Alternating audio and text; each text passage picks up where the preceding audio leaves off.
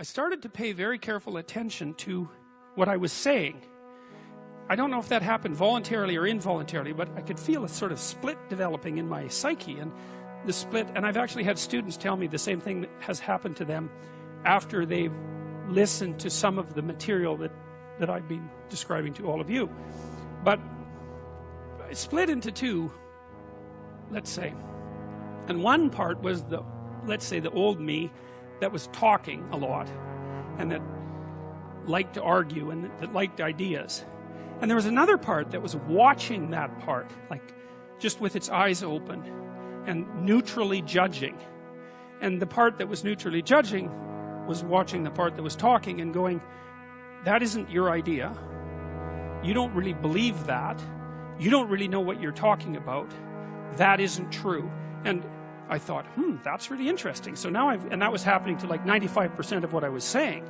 And so then I didn't really know what to do. I thought, okay, this is strange. So maybe I've fragmented and that's just not a good thing at all. I mean, it wasn't like I was hearing voices or anything like that. I mean, it wasn't like that. It was well, people have multiple parts. So then I had this weird conundrum. It was like, well, which of these two things are me?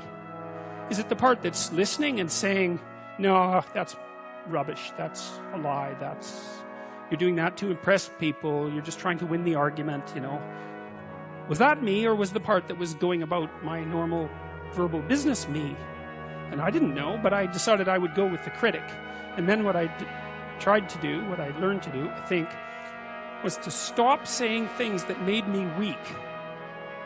And now I mean, I'm still trying to do that because I'm always feeling when I talk whether or not the words that I'm saying are either making me align or making me come apart. And I think the alignment, I really do think the alignment I think alignment is the right way of conceptualizing it, because I think if you say things that are as true as you can say them, let's say, then they come out of the depths inside of you. Because we don't know where thoughts come from. We don't know how far down into your substructure the thoughts emerge. We don't know what processes of physiological alignment are necessary for you to speak from the core of your being.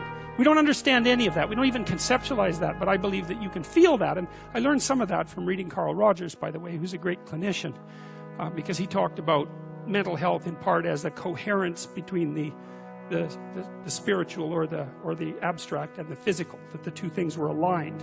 And there's a lot of idea of alignment in psychoanalytic and clinical thinking.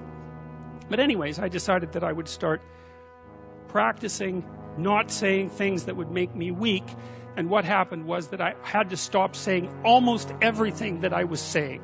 I would say 95% of it. It's a hell of a shock to wake up and I mean, this was over a few months, but it's a hell of a shock to wake up and realize that you're mostly dead wood. It's a shock, you know, and you might think, well, do you really want all of that to burn off? It's like, well, there's nothing left but a little husk, 5% of you. It's like, well, if that 5% is solid, then maybe that's exactly what you want to have happen.